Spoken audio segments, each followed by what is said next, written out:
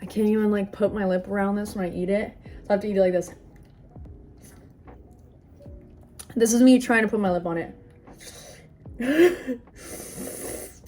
Hello, whenever you're watching this, I hope you're having the best day. I got asked to do a video on what I was looking for in a doctor. So for me, it took me a year to find my surgeon. I had talked to every doctor in the United States that was a specialist in microsurgery and trauma as well. That is the doctor that I needed to find.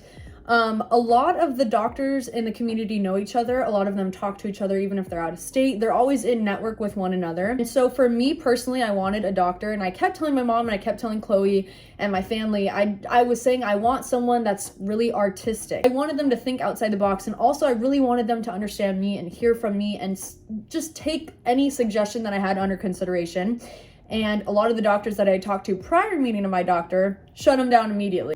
So I did talk to people that are in Boston. They did the first ever facial transplant.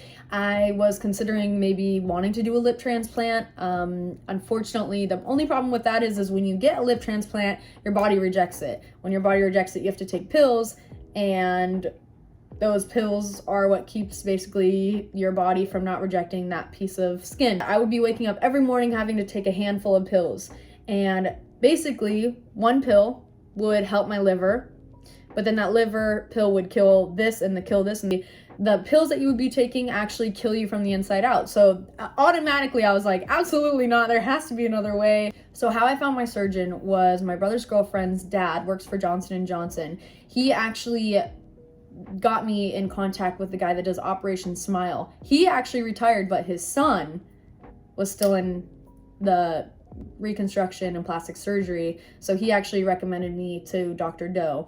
And my doctor now, Dr. Doe, I was at the point where I was kind of giving up on surgery. I wanted to rock like no lip for the rest of my life. I was so set on just being how I was back then, and I had learned to love myself. So for me, finding a doctor wasn't very important anymore because I feel like I was starting to give up hope a little bit. That sounds really bad, but I was starting to be rejected from a lot of people, and it was just kind of, I don't know, it gets to the point where it gets really exhausting and you're like, why am I even doing this? So I told my mom, I said, I understand that you want me to have this surgery. I also am really burnt out, and a lot of these surgeons are just making me kind of feel worse about my situation.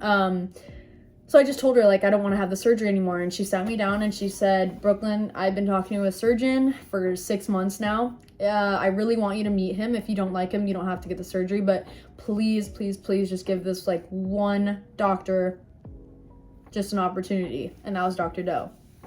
I met him, instantly fell in love with him. First doctor's appointment that I had, a consultation, we sat there for 4 hours.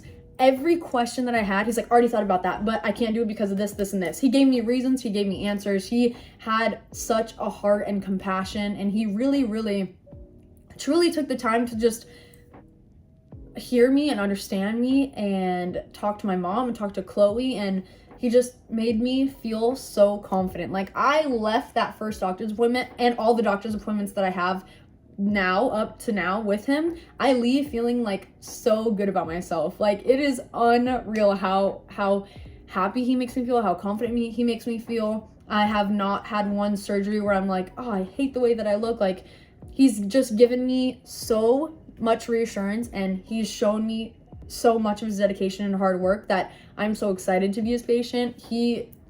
Oh God, he's literally the best. So I know surgery is a scary thing. It doesn't matter how little or how big the surgery is, going under or staying awake.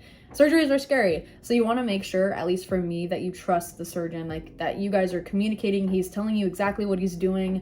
After you're done with the surgery, he goes over everything that he did. I feel like communication is something super, super important to look for when you are looking for a surgeon. Compassion. How compassionate are they? And how much of a desire do they have about their specific craft? My surgeon is so dedicated, always striving to be better and to keep going, and that everything can be done better. So I feel like somebody that's always striving to be the best they can be always is also a really, really good thing to look for in a surgeon. And he is also a perfectionist. I'm not going to say perfectionist, but he is. He likes things to be perfect. So I also think that's very important to find in a surgeon, because they are always wanting to do better and to strive to be the best and do the best and perform the best on you. Go with how your gut feels. I know that's like such a broad saying, but every surgeon I talked to, my heart was like, no, no, no, no, no. My gut was like, no, no.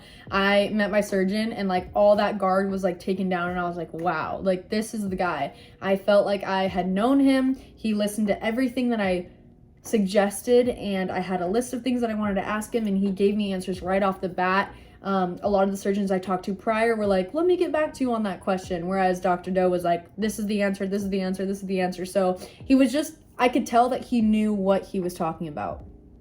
I also did a lot of research before going into any appointment that I did, whether it be on Zoom or in person. I did a lot of research on my face. I wanted to make sure that they knew what they were talking about. There are so many things to look for in surgeons. I hope this helped you a little bit. I would just recommend going with your gut and your heart and bringing a loved one or a family member with you. It can really help to have a second opinion as well, especially when it's about your life and surgeries. So you know what to do. Go hug someone you love.